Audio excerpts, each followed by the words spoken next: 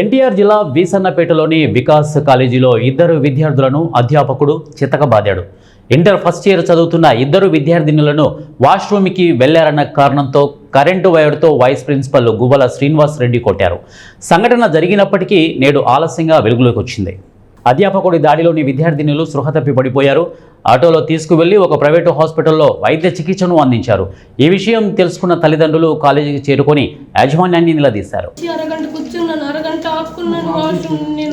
అరగంట ఆపుకున్న తర్వాత కూడా వెళ్ళి అడిగితే పంపినని అన్నారు.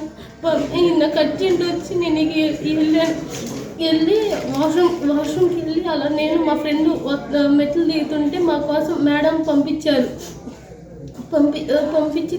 పంపించి వచ్చిన తర్వాత బయట నుంచోబెట్టి ఎవరిని అడిగి వెళ్ళారు మీరు అని అడిగి ఇక్కడికి తీసుకొచ్చి గోసారి దగ్గర తీసుకొచ్చారు. గోసారి ఏమో ఏం అడగకుండా కొట్టారు. ఇద్దరు ముగ్గురిని కొట్టారు. కేబుల్ వైర్ పెట్టి కొట్టారు. మేము వాష్రూమ్కి వెళ్ళామని చెప్తే ఆయన 6 ముందులే చూసుకోవాలి, అవన్నీ వచ్చే ముందులే చూసుకోవాలి, ఇప్పుడు ఎవరిని అడిగి వెళ్ళారు అని మా మీద ఇంకా సీరియస్ అయ్యి బాగా కొట్టారు. మేము ఎడుతున్నామని మళ్ళీ కొట్టని మీదకి వచ్చారు.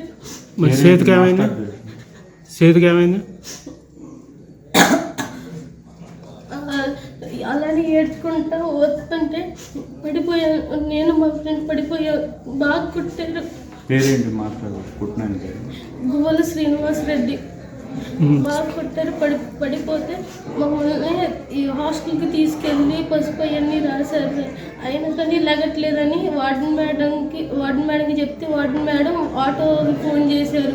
మమ్మల్ని శవాలు ఎత్తుకెళ్ళారు సార్. మమ్మల్ని